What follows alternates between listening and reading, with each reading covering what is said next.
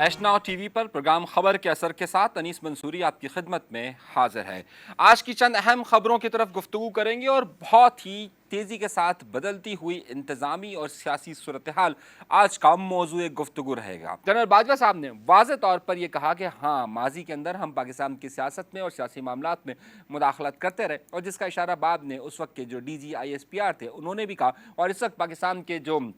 हाजिर सर्विस पाकिस्तान के इस वक्त DG-ISI हैं नदीम अंजुम साहब, उन्होंने भी इसका जिक्र किया कि माजी में सारे मामलात होते रहे हैं। अब आज जो मैं आपको एक अहम बात बताने वाला हूं वो ये कि इस वक्त इमरान खान साहब ने जो तकारीर की, इमरान खान साहब ने अपने इक़्तिदार के जाने के बाद बल्कि अपने इक़्तिदार के वक्त से ही पाकिस्तान के फ़ौज पर कड़ी तनकीद करना शुरू की। उन्होंने जनरल बाजवा साहब को न सिर्फ जानवर कहा बल्कि क्या क्या नामों से उन्होंने नहीं पुकारा। उन्होंने तमाम तर इल्ज़ामात अपनी माजी के जनरल बाजवा पर आयद करते हुए उन्हें गद्दार तक करार दे दिया और ये कहा कि वो उनके खिलाफ साजिश कर रहे हैं। जानवर का लफ्ज़ उन्होंने कई बार इस्तेमाल किया, लेकिन अब सूरत हाल कुछ और हो गई है। और अब यह है कि वो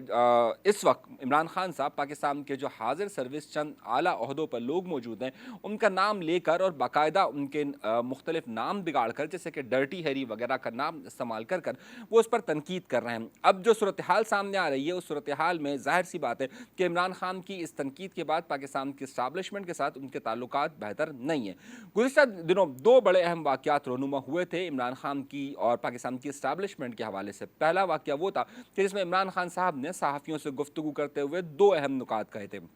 पहला नुक्ता उन्होंने कहा था कि पाकिस्तान के जो साबिक चीफ ऑफ आर्मी स्टाफ हैं जनरल कमर जावेद बाजवा साहब, उनके कोर्ट मार्शल का कहा था। और ये बात याद रखिएगा कि फ़ौजियों का कोर्ट मार्शल कोई और नहीं कर सकता, उनका इदारा ही करता है। तो उन्होंने जाहिर सी बात है ये मुतालबा पाकिस्तान की मौजूदा इस्टेब्लिशमेंट यानी कि मौजूदा फ़ौज के सरबराह के साथ किया था। इसी इंटरव्यू के अंदर उन्होंने दूसरा नुक्ता उठाया था और दूसरा बात उन्होंने कही थी कि वो चाहते हैं कि जनरल बाजवा के बाद अब जो पाकिस्तान के नए चीफ ऑफ आर्मी स्टाफ आए यानी कि जनरल कमर जावेद बाजवा के बाद जनरल आसिम मुनीर साहब जो आए उनसे वो बातचीत करें, वो उनसे मुलाकात करना चाहते हैं। लेकिन जनरल आसिम मुनीर साहब इस वक्त उनसे मुलाकात नहीं करना चाहते, शायद वो उन्हें अपना दुश्मन समझते हैं। इस बयान के बाद काफ़ी हलचल मची थी। इन दो बयानात का सिलसिला ही आज पाकिस्तान की सियासत के साथ जुड़ा हुआ है। जब उन्होंने ये कहा था कि जनरल बाजवा साहब का कोर्ट मार्शल किया जाए और वो जनरल आसिम मुनीर साहब के साथ मुलाकात चाहते हैं, तो गुज़िश्ता रोज़ यानी कि 2 दिन पहले रात गए 7:30 बजे से लेकर रात गए तक रात के खाने तक होने वाली 10 पाकिस्तान के बड़े बिजनेसमैन के साथ मुलाकात हुई इसहाक डार साहब की और पाकिस्तान के मौजूदा chief of army staff general Asim Munir साहब की। वाज़ेह रहे कि मैंने जो दो नुकात आपसे कहें आप उन दो नुकात को फोकस करके रखिएगा ताकि मैं अपनी बात को आगे बढ़ा सकूं। इन्हीं दो नुकात के बाद जब ये मुलाकात हुई तो उस मुलाकात ने जो पहला सवाल था उसकी तस्दीक हो गई और उसकी तस्दीक इस तरह से हुई कि जब वहाँ पर मौजूद बिजनेसमैन ने ये पूछा कि क्या आप इमरान खान से मुलाकात करना इमरान खान साहब को मुलाकात करनी चाहिए और ये जो बात आई है क्या आपने मना कर दिया, तो वहाँ पर जनरल आसिम मुनीर साहब ने इस बात का जवाब दिया। पहला जवाब उन्होंने दिया कि जी मैं बिल्कुल उनका पैगाम आया था और उनका पैगाम आने के बाद मैंने उन्हें ये पैगाम दिया था कि आपको मुझसे नहीं बल्कि शहबाज शरीफ साहब से मुलाकात करनी चाहिए और मैं किसी भी तौर पर सियासत में मुदाखलत नहीं चाहता, इसलिए मुलाकात से माजरत कर ली। उस खबर की तस्दीक हो गई जो कि पहला नुक्ता था हमारा कि जनरल आसिम मुनीर साहब से उन्होंने क्या जिक्र किया था। यहाँ से आती है अगली बात। ये बहस मुबाहिसा जब शुरू हुआ तो उसी का फिर अगला मरहला शुरू हुआ और जब कोर्ट मार्शल की बात की गई थी तो आज इमरान खान साहब ने ख़ास तौर पर आज जो तकरीर की उस पर मैं बाद में आता हूँ, लेकिन अहम नुक्ते की तरफ आते हैं। अब यहाँ से सिलसिला बनता है अगला, और अगला सिलसिला बनने के बाद होता यह है कि कल हुआ था ये, कल मरीम नवाज साहिबा ने एक अमार मसूद साहब हैं उनको एक इंटरव्यू दिया। अमार मसूद साहब पाकिस्तान मुस्लिम लीग नून के बड़े करीबी समझे जाते हैं और ये अनवर मसूद साहब जो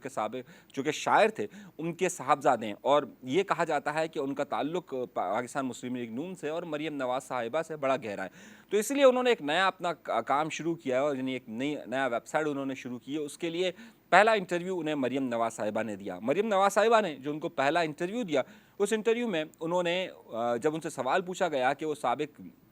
जो चीफ ऑफ आर्मी स्टाफ है जनरल बाजवा के कोर्ट मार्शल पर बात कर रहे हैं, तो वहीं से जवाब आया दूसरा और उन्होंने कहा कि जो कुछ मामलात हुए थे जनरल फैज़ साहब ने किए, जनरल फैज़ का भी कोर्ट मार्शल होना चाहिए। تو اب جو عمران خان کے ہم نے 2 سوالات اٹھائے تھے کہ عمران خان کا پہلا بات یہ کہ جنرل عاصم منیر صاحب نے ان سے ملاقات سے معذرت کر لی ہے، وہ ملنا نہیں چاہتے، اس کی تصدیق خود جنرل عاصم منیر صاحب نے وہاں پر کر دی. اور دوسری بات جو یہاں سے انہوں نے جنرل قمر جاوید باجوہ کے کورٹ مارشل کا کہا تھا، تو یہاں پر جنرل فیض کے کورٹ مارشل کا کہا گیا. اب یہاں پر ہوئی نئی پیش رفت، اور نئی پیش رفت ہوئی ہے اس حوالے سے کہ کامران خان صاحب کسی تعارف کے محتاج نہیں ہیں. عمومی طور پر یہ کہا جاتا ہے کہ پاکستان کے اسٹیبلشمنٹ کے بہت قریبی سمجھے جانے والے صحافیوں میں کامران خان کا نام بھی شامل ہے، یہ عام تصور یہ بات کہی جاتی ہے. تو انہی کو جنرل فیض صاحب نے میسج کیا ہے. یہ بہت اہم نقطہ میں آپ کو بتا رہا ہوں، خود کامران خان نے اس بات کی تصدیق کر دی ہے کہ جنرل فیض صاحب نے ان کو میسج کیا ہے. اس میسج میں 3 اہم نکات ہیں.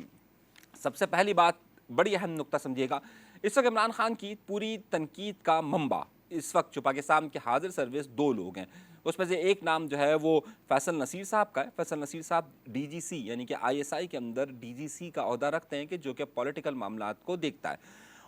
اور وہ ظاہر میجر جنرل کے عہدے پر فائز ہیں. اب یہاں سے صورتحال ایک اور بات ہے، وہ ان پر بڑی تنقید کرتے ہیں اور اسے ڈرٹی ہیری کا نام دیتے ہیں. جنرل فیض صاحب بھی اسی عہدے پر فائز تھے جب آپ کو یاد ہوگا کہ جب تحریک لبیک والوں نے دھرنا دیا تھا، اور تحریک لبیک کے دھرنے میں آپ کو وہ ہزار کے جو نوٹ بٹتے ہوئے نظر آئے تھے، وہ بھی اس وقت جنرل فیض صاحب نے اسی عہدے پر دیے تھے. جنرل فیض صاحب اس عہدے پر فائز تھے جب نواز شریف صاحب پر پابندی عائد کی گئی، جب یہ سارے مظاہرے ہو رہے تھے. اور آپ کو یاد ہوگا کہ جو جسٹس قاضی فائز عیسیٰ ہے، انہوں نے فیصلہ دیا تھا، اس فیصلہ اس پٹیشن پر دیا تھا، اس معاملات پر دیا تھا کہ جس میں فیض آباد دھرنے کا معاملہ تھا. اس میں انہوں نے واضح طور پر جنرل فیض کو اس کا ذمہ دار قرار دیا تھا. اور اس کے بعد آپ کو یاد ہوگا کہ MQM نے اور PTI نے ان کے خلاف ایک اور پٹیشن بھی دائر کی تھی. خیر، نقطہ کیا ہے کہ وہ بڑی اہم پوزیشن پر تھے جس پر عمران خان آج تنقید کر رہے ہیں کہ DGC کے عہدے پر، اسی DGC کے عہدے پر جنرل فیض صاحب تھے. تو جنرل فیض صاحب نے یہ کہا کہ، اور اس وقت جو پاکستان مسلم لیگ نون تھی وہ کھلے عام باقاعدہ جنرل فیض صاحب کا نام لے کر اس پر الزام تراشیاں کرتی تھی اور کہتی تھی کہ یہ سارے معاملات میں جنرل فیض صاحب انوالو ہیں. اب معاملہ یہاں پر آئیے اگلی بات. جنرل فیض صاحب نے کامران خان کو میسج کیا، اور کامران خان کو میسج کیوں کیا؟ جس طریقے سے مریم نواز کا بڑا قریبی تعلق عمار صاحب سے، اسی طرح عمار مسعود صاحب سے، اسی طریقے سے کامران خان صاحب سے بھی تعلق ہے. تو خیر، کامران خان صاحب نے وہاں سے کیا آغاز، اور کامران خان صاحب نے کہا ہے کہ انہیں جنرل فیض صاحب نے 3 میسیجز کیے ہیں. اب جو 3 میسیجز کیے ہیں، ان میسیجز میں جو پہلی بات تھی، انہوں نے کہا ہے کہ مجھ پر جو الزامات لگائے جا رہے ہیں، میں تو صرف میجر جنرل کے عہدے پر تھا 2017 اور 18 میں، اور میرے پاس اتنی طاقت نہیں تھی. یہ بات بہت واضح ہے، یعنی کہ اگر آپ جنرل فیض صاحب کی اس بات کو مان لیا جائے کہ جناب وہ DGC کے عہدے پر تھے اور ان کے پاس وہ اختیارات نہیں تھے، وہ صرف میجر جنرل تھے، تو پھر یہ الزام تو پھر کسی طور پر بھی جنرل فیصل نصیر صاحب جو کہ اس وقت DGC ہیں ان پر نہیں ہوتا، تو وہ بھی میجر جنرل ہے. ذرا نقطے کو سمجھیے گا. تو اس کا مطلب یہ ہے کہ اگر اس نے عہدے اتنے طاقتور نہیں تھے اس عہدے پر بیٹھ کر، تو اس وقت فیصل نصیر صاحب اتنے عہدے پر طاقتور کیوں ہیں اور اس پر تنقید کیوں کر رہے ہیں عمران خان ڈرٹی ہیری کہہ کر؟ یہ ہے پہلا معاملہ. سوال کا موازنہ کیجیے گا تاکہ پھر ہم اپنی گفتگو کو آگے بڑھا سکیں. اب دوسرا نقطہ یہاں سے ایک اور اہم اٹھتا ہے. انہوں نے دوسری بات کہی کہ جناب فوج میں فیصلہ صرف چیف آف آرمی اسٹاف کرتے ہیں. بڑا اہم نقطہ، بہت اہم نقطہ، اور یہ جان بوجھ کر انہوں نے کیا. انہوں نے کہا ہے کامران خان کو جنرل فیض حمید نے. جنرل فیض حمید یاد ہے نا آپ کو؟ اب آئیے یہاں پر وہ یہ کہتے ہیں کہ دوسرا نقطہ وہ کہتے ہیں کہ بھائی فوج میں فیصلہ کرنے کا اختیار صرف چیف آف آرمی اسٹاف کو ہوتا ہے. اس کا مطلب یہ ہے کہ جو جنرل فیض صاحب DGC یا DGISI کے عہدے پر رہ کر جو کچھ بھی کر رہے تھے، انہوں نے اپنا تمام کا تمام ملبہ ڈال دیا جنرل باجوہ صاحب پر، کیونکہ وہ اس وقت ظاہر پاکستان کی فوج کو لیڈ کرتے تھے. یہ انہوں نے وہی حربہ استعمال کیا جو عمران خان کر رہے ہیں، یعنی کہ عمران خان بھی سارا الزام جنرل باجوہ صاحب پر ڈال رہے ہیں. اسی طریقے سے ظاہر فیض حمید صاحب کو عمران خان کا بڑا قریبی سمجھا جاتا ہے، اس لیے فیض حمید صاحب نے بھی سارا الزام اس طرف ڈال دیا. مگر اس کا دوسرا نقطہ ہے، اور جس طرح موازنے کی بات کی، جس طرح میں نے آپ سے کہا کہ اگر وہ اس وقت DGC تھے اور ان کے پاس وہ اختیار نہیں تھے، اور اگر پاکستان مسلم لیگ ان پر تنقید کرتی ہے، تو فیصل نصیر صاحب جو میجر جنرل ہیں ان پر جو اس وقت تنقید کی جا رہی ہے، اس کا مطلب ہے وہ بھی بے معنی ہوگی یا پھر وہ وزندار ہوگی. اب جب یہ کہہ رہے ہیں، دوسرا نقطہ انہوں نے یہ کہا ہے کہ جناب یہ اختیارات میرے پاس نہیں بلکہ چیف آف آرمی اسٹاف کے پاس ہوتے ہیں. اس نقطے پر اگر غور کریں تو اس کا مطلب کیا ہے کہ اس وقت جو DGC صاحب ہیں فیصل نصیر صاحب، ان کے پاس کیا اختیارات موجود نہیں ہیں اور کیا فیصلے چیف آف آرمی اسٹاف کر رہے ہیں. یہ وہ نقطہ ہے کہ جو عمران خان صاحب تنقید کر رہے ہیں۔ عمران خان صاحب کا کہنا یہ ہے کہ جناب یہ جو ڈی جی سی صاحب پر میں الزامات عائد کر رہا ہوں، یا در حقیقت عمران خان ڈی جی سی پر تنقید کر کر یہ بات پاکستان کے چیف آف آرمی اسٹاف پر تنقید کر رہے ہیں، اور جب پاکستان کی حاضر سروس عہدیداران پر تنقید کی جا رہی ہے تو ظاہر ہے پاکستان کے جو موجودہ چیف آف آرمی اسٹاف ہے وہ کبھی بھی برداشت نہیں کر سکتے کہ ان کی ٹیم کے اراکین پر اس طریقے سے تنقید کی جائے یا انہیں الزامات دیے جائیں۔ یہی وجہ ہے کہ پاکستان کی اسٹیبلشمنٹ کے تعلقات اس وقت عمران خان سے بڑے ہی خطرناک حد تک خراب ہو چکے ہیں، کیونکہ عمران خان صاحب بڑی کھل کر اس حوالے سے تنقید کر رہے ہیں، اور ماضی کے تو تمام قصوروار وہ ادھر قرار دے رہے ہیں لیکن ابھی کا یہاں دے رہے ہیں۔ اب اگلا نقطہ دیکھیے گا، یہ ہو گئے 2 سوالات، 2 جوابات۔ اس کے بعد کامران خان صاحب کو بڑی اہم بات جو جنرل فیض حمید صاحب نے کہی ہے، اب اس کے تمام تر ظاہر دعوے دار، یہ تمام تر چیزوں کے بات اب یہ جو ہے وہ کامران خان صاحب پر ہے۔ اب جو تیسرا اہم نقطہ ہے کہ تمام فیصلے عدالتوں نے کیے، کیونکہ مریم نواز صاحبہ نے اس جو انٹرویو دیا اس میں انہوں نے کہا کہ عدالتوں سے فیصلے کروائے گئے، اور عدالتوں سے فیصلے کروانے میں اس وقت کے جو ڈی جی سی تھے یا D G I S I تھے، ان 2 عہدوں پر رہ کر یہ جنرل فیض حمید صاحب نے کروائے۔ اب یہاں پر آ کر ایک اور نیا ٹرن پوائنٹ آیا، اور نیا ٹرن پوائنٹ یہ آیا کہ انہوں نے کہہ دیا کہ تمام کے تمام فیصلے عدالتوں نے کروائے، جبکہ پاکستان مسلم لیگ نون اس بارے میں تمام کے تمام الزامات عائد کرتی ہے اس وقت کی اسٹیبلشمنٹ پر، عمران خان پر اور عدلیہ پر۔ اب سوال یہ بنتا ہے یہاں سے کہ کیا ان سارے معاملات کے پیچھے یا پس پردہ یہ تمام چیزوں کو اگر ہم غور سے دیکھیں تو ابھی جو الزامات عائد کر رہے ہیں اس میں جنرل فیض حمید صاحب نے بھی اب بالواسطہ طور پر یہ طریقہ کار استعمال کیا کہ انہوں نے کامران خان صاحب کے ذریعے یا دیگر لوگوں کے ذریعے اپنا نقطہ نظر کو آگے بیان کرنے کی کوشش کی۔ اس وقت جس طریقے سے جنرل باجوہ صاحب نے جاوید چودھری صاحب کو انٹرویو دے کر یہ بات کہی، اب اس پوری گفتگو کو سمیٹتے ہیں، اور سمیٹ کر ہمارے یہاں پر 3 سوالات بڑے ہی اہم اٹھتے ہیں، اور وہ تمام کے تمام جو سوالات ہیں وہ یہ ہیں کہ جنرل فیض حمید صاحب پر اور جنرل باجوہ صاحب پر جو کچھ بھی پاکستان مسلم لیگ نون الزامات عائد کرتی رہی، اور عمران خان ابھی تک جو الزامات عائد کر رہے ہیں وہ جنرل فیض صاحب پر نہیں بلکہ جنرل باجوہ صاحب پر کر رہے ہیں۔ در حقیقت عمران خان جو اس وقت بھی جنرل فیض پر جو کرٹیسائز کرتی تھی پاکستان مسلم لیگ نون، تو ان کا ہدف جنرل باجوہ صاحب ہی ہوتے تھے۔ اب عمران خان صاحب جس طریقے سے تنقید کر رہے ہیں وہ تنقید کا نشانہ بھی بالواسطہ طور پر یا براہ راست طور پر پاکستان کے موجودہ چیف آف آرمی اسٹاف کو ہدف کرنے کی کوشش ہوتی ہے۔ اس ساری صورتحال میں یقینی طور پر حالات کشیدگی کی طرف بڑھ رہے ہیں۔ عمران خان کی چاہے یہ لاکھ خواہش ہو کہ وہ جنرل عاصم منیر صاحب سے ملاقات کرنا چاہتے ہیں، لیکن جب وہ اپنا یہی طریقہ کار اپنائیں گے تو اس طریقہ کار نتیجہ یہ نکلے گا کہ حالات دن بدن خراب ہوتے جائیں گے اور ان کے تعلقات کسی طور پر بھی بہتر ہوتے ہوئے نظر نہیں آئیں گے۔ اب اسی کا حوالہ دیجیے کہ ماضی کے اندر جب کبھی بھی عمران خان صاحب کی تقاریر پر پابندی عائد کی جاتی تھی تو ہوتا یہ تھا کہ صرف 1 گھنٹے سے بھی کم وقت میں عدالتیں کھول دی جاتی تھیں، اور عدالتیں کھول کر اس وقت تمام میڈیا چینلز کو یہ کہہ دیتی تھی کہ جناب ان کی نشریات کو کھولا جائے،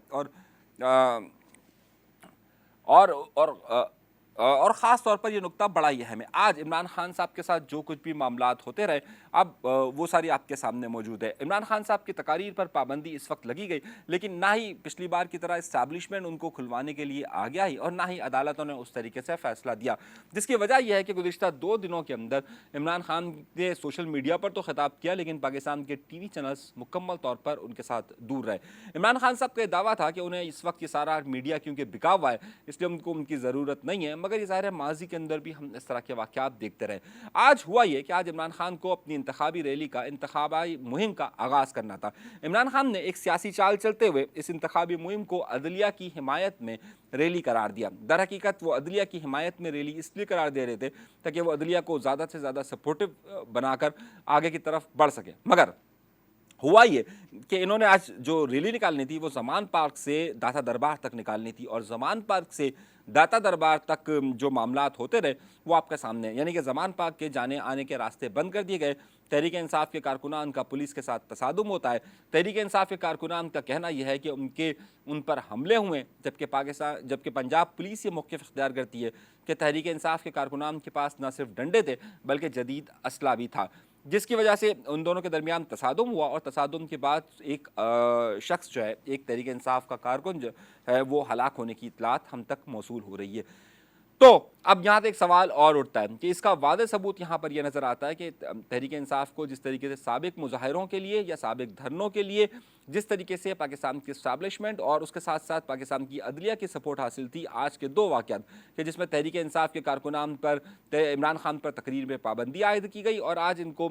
ریلی نکالنے نہیں دی گئی، اس سے واضح طور پر یہ شواہد ملتے ہیں کہ اب عمران خان کے لیے سب کچھ اچھا نہیں ہے۔